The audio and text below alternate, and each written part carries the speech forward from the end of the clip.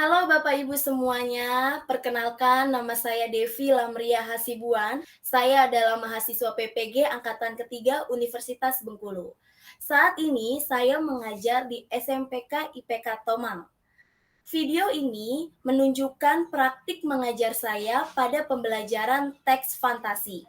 Video ini saya buat sebagai salah satu bentuk pemenuhan tugas PPG, yaitu peer teaching.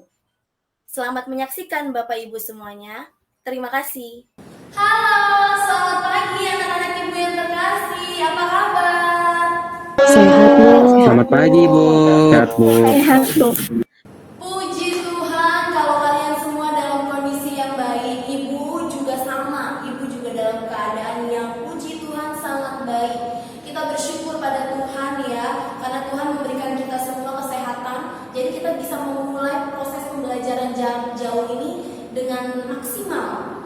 Oke, sebelum kita lanjut masuk ke dalam pembelajaran, coba kalian cek teman kalian yuk, bantu diperiksa apakah semua teman kalian nih sudah pada datang atau belum. Coba dicek di layar Gmail kelihatan tuh kira-kira udah belum, udah lengkap belum nih. Artinya semuanya sudah hadir, Bu.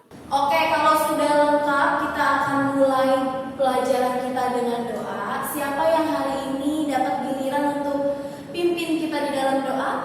Saya, Bu. Pimpin kita di dalam doa. Teman-teman, mari kita berdoa. Tuhan Yesus, terima kasih atas hari ini yang telah Kau berikan kepada kami. Tolong berkati kami dan lindungi kami semua, serta orang tua dan para guru. Tolong berkati pula peralatan sekolah yang akan kami gunakan, dan jagalah kami dalam pelajaran hari ini. Dalam nama Tuhan Yesus kami berdoa, amin. Amin. Nah, seperti biasa, sebelum lanjut masuk benar-benar ke dalam pembelajarannya, sekarang kalian seperti biasa isi dulu daftar hadir kalian yang sudah Ibu berikan. Seperti biasa ada di classroom tautannya ya. Kamu lihat classroom kamu masing-masing, classroom bahasa Indonesia.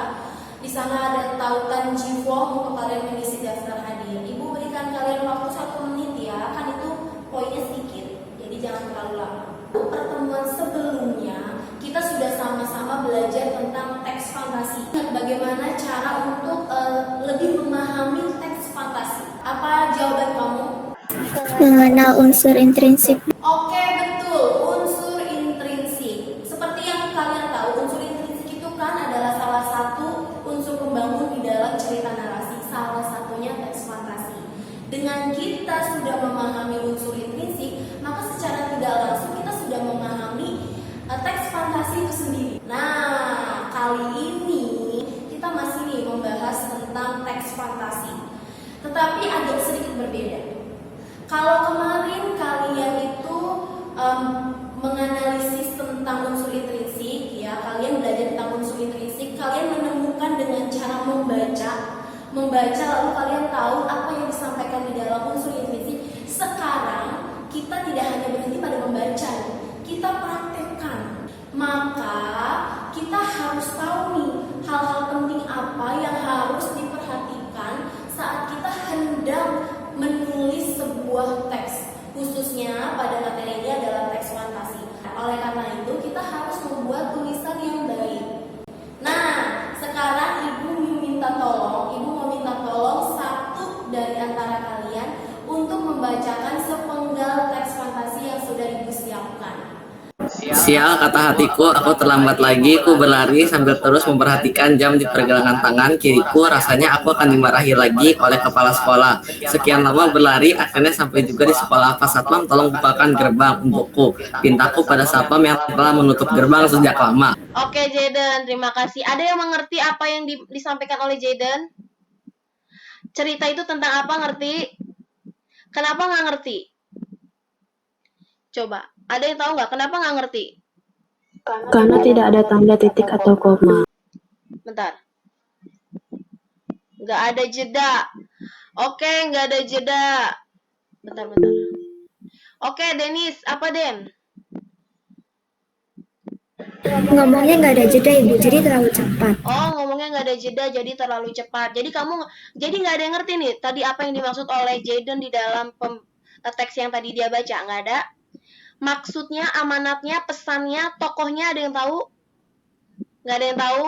Oke, kalau begitu, Jaden, kenapa kamu bacanya nggak ada jeda? Coba Ibu mau tanya, kenapa kamu bacanya nggak ada jeda? Cepat begitu. Karena nggak ada tanda baca. Karena nggak ada tanda baca.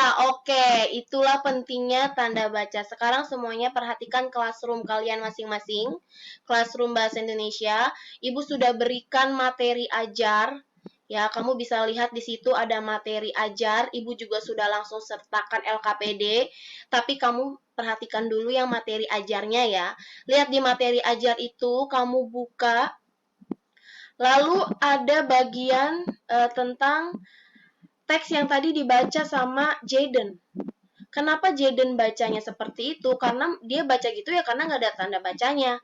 Jadi menurut dia ya dia harus bacanya cepat. Jaden juga akan bingung tuh bagaimana memasukkan nada di dalamnya. Itulah pentingnya tanda baca. Bandingkan dengan teks yang ini. Nah, teks yang ini teksnya sudah ada tanda baca, sudah ada tanda koma, tanda titik, ada huruf kapital yang benar, ya penulisan kalimat langsung, nih siapa yang ngomong, jelas, tanya satpam, tuh tanya satpam. Lalu disautin lagi, maafkan aku, siapa yang ngomong maafkan aku? Oh jelasku, oh berarti ini bukan si satpam yang ngomong maafkan aku. Tapi kalau tadi yang dibaca Jaden, itu kita pasti akan bingung, siapa yang ngomong maafkan aku, si satpam atau si tokoh aku? Nah, maka itulah pentingnya tanda baca dalam sebuah teks. Nah, kalian akan belajar bersama-sama dalam satu kelompok, yang kelompoknya sudah Ibu tentukan. Tapi kalian akan berdiskusi bersama dengan teman kelompok di Jimit yang berbeda. Dan Ibu akan datang ke Jimit kalian masing-masing untuk membimbing kamu. Siapa tahu kamu ada yang nggak ngerti, bingung, kamu bisa tanya sama Ibu saat Ibu datang ke Jimit kalian masing-masing. Paham? Paham? Paham ya? Kode Jimitnya juga Ibu tentukan. Kode Jimitnya untuk kelompok 1, kelompoknya Wilson adalah Indo 1. Indo 1. Angka ya. Lalu kelompok 2, kelompoknya Jack itu adalah Indo 2. Oke, Indo 2. Jadi diperbaiki ya Jack ya. Ya, bentar ya, ada yang panggil dari kelompok lain ya. Dadah. Yang di bagian salah-salahnya itu bukan disalin ulang ya. Itu kamu tulis yang salahnya aja, terus yang salahnya itu kamu benerin. Misalnya harusnya itu Bayu pergi, tapi tulisan Bayunya itu huruf kecil, harusnya huruf kapital. Jadi di bagian salah kamu tulis Bayu kecil, bagian benar kamu tulis Bayu besar, kapital, Bayu yang benernya. Oke? Paham? Paham? Paham, Bu. Nah, pinter Jack. Gitu, lalu kalimat tidak langsungnya. Kalimat tidak langsungnya kamu sesuaikan dengan kalimat langsung yang kamu buat. Sekarang coba kelompok 1 terlebih dahulu. Lalu dari jawaban-jawaban kelompok 1, kelompok 2 perhatikan. Apakah jawaban mereka benar ataukah ada yang kurang nih? Jadi kamu bisa tambahin atau kamu bisa menilai, kamu bisa kritik. Jadi untuk aktivitas 1 paragraf 2, yang salahnya adalah di kata pertama, aku masih takut dengan monster itu, tapi aku harus menyelamatkan Jerry. Yang pada kata aku itu harusnya diawali dengan huruf kapital serta harus ada tanda koma sebelum kata tapi karena konjungsi. Oke. Dan setelah kata Jerry ada titik. Nah, jadi belajar ya. Kalau mau membuat kalimat tidak langsung, itu berarti kalimat tidak langsungnya itu kita menceritakan kalimat orang lain. Maka kalimatnya akan menjadi dia mengatakan bahwa dia mendengar suara di kepalanya. Gitu. Jadi kata aku itu harus berubah. Kata ganti itu kata aku jadi berubah jadi kata ganti dia. Oke? Paham ya? Jadi jangan atasnya aku, bawahnya aku. Oke, menurut Wilson itu kurang lengkap. Jadi lengkapnya harusnya seperti apa Wilson? Gori raksasa mengalami keanehan-keanehan. Ini membuatnya marah sehingga ia melempar barang-barang, namun barang-barang dan ditahukan. Oke, terima kasih Wilson. Ini jawaban kamu cukup lengkap dan ini pun sebenarnya jawaban Iren sudah ada di dalamnya ya. Jadi Wilson cuma mengatakan hanya kurang lengkap. Itu bagus. Oke, jadi keduanya sebenarnya memiliki maksud atau inti yang sama. Kamu menggunakan struktur apa? Kita menggunakan struktur yang orientasi sama komplikasi, Ibu. Kalau begitu, untuk komplikasinya masalahnya muncul pertama kalinya di bagian apa? Ketika apa dia muncul? Ketika Oki membuang mukanya dan berenang menjauh dari Benny, dan ketika Benny ingin menghibur Oki karena dia melihat Oki itu sedih. Jadi ketika Benny datang ke rumahnya Oki, ketika dia lihat ternyata kalian Ibu lihat sudah bisa mengemukakan pendapat juga. Nah, sekarang Ibu mau tahu nih, pemahaman kalian secara individu, apakah kalian benar-benar paham atau kok tidak?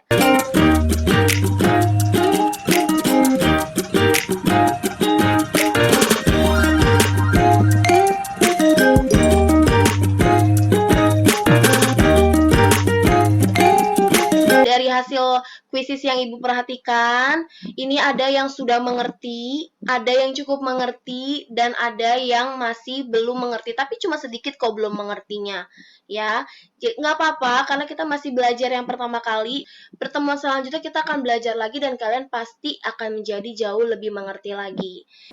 Sekarang kita sudah sampai di akhir pembelajaran. Nah, dari setiap aktivitas yang sudah kalian lakukan, tugas-tugas yang sudah kalian diskusikan bersama, presentasi yang sudah kalian lakukan, kalian juga sudah simak presentasi dari teman-teman kalian. Sekarang Ibu ingin mendengar pendapat kalian, pendapat kamu. Menurut kamu, kira-kira nih, hal penting apa sih yang kita pelajari dari hari ini? Ada hal penting apa sih yang kamu dapat dari pembelajaran kita hari ini? Yuk, coba Ibu ingin kamu berpendapat. Yang pertama, tanda baca itu penting karena bisa kalau ada tanda baca orang bisa mengerti apa yang kita maksud. Lalu kalau ada kalimat langsung mau diubah jadi kalimat tidak langsung, harus subjeknya diubah jadi dia. Oke, bagus banget. Terima kasih sudah memberanikan diri berpendapat. Betul banget ya. Seperti yang disampaikan oleh teman kamu barusan, ada 3 hal penting yang kita pelajari pada hari ini yang berkaitan dengan teks fantasi. Yang pertama adalah huruf kapital dan tanda baca. Ini sebenarnya kedua hal ini tuh tidak hanya kita pelajari pada teks fantasi. Semua jenis teks itu sangat penting. Ini adalah hal yang sangat penting kita perhatikan, apalagi kalau kita mau menyusun sebuah teks. Kebayang dong kalau kita menyusun teks, lalu teksnya kita asal-asalan menempatkan titik, menempatkan koma, lalu orang lain membaca dan orang lain tidak mengerti apa yang kita maksudkan dalam cerita kita, itu pasti akan membuat kita sedikit kecewa. Karena kita pasti berharap apa yang kita tulis itu dimengerti oleh orang lain. Ya, begitupun dengan struktur teks fantasi ini sama nih. Struktur teks fantasi, namanya struktur berarti dia itu urutan dalam sebuah teks. Nah, struktur teks fantasi ini yang sudah kalian pelajari, kita pelajari bersama, itu membantu kita dalam menyusun sebuah teks. Ya kan, barangkali nih ada di antara kalian ingin menyusun sebuah teks fantasi. Aduh, Bu, saya punya banyak ide nih, saya mau menyalurkannya. Lalu kalian ingin membuat teks fantasi, tapi kalian buatnya tuh bingung mau dimulai dari mana. Mau dimulai dari ngasih tahu konfliknya kah, penyelesaiannya kah, atau perkenalan tokoh, perkenalan latar, mana duluan yang mau saya mulai. Nah, struktur teks fantasi ini itu akan membantu kita tahapan demi tahapan menyusun teks yang baik, sehingga teks yang kita hasilkan itu baik, bagus, dan mudah dimengerti oleh pembacanya. Begitu, oke? Paham ya? Jika ada yang tidak dimengerti, kalian boleh tanyakan kepada Ibu. Adakah yang ingin bertanya? Kalau tidak ada, maka pembelajaran kita selesai sampai di sini. Pertemuan selanjutnya kita juga akan kembali belajar tentang teks fantasi nih. Hal yang baru lagi, hal yang lebih menyenangkan lagi. Jadi siap-siap ya. Oke, kalau gitu Ibu akhiri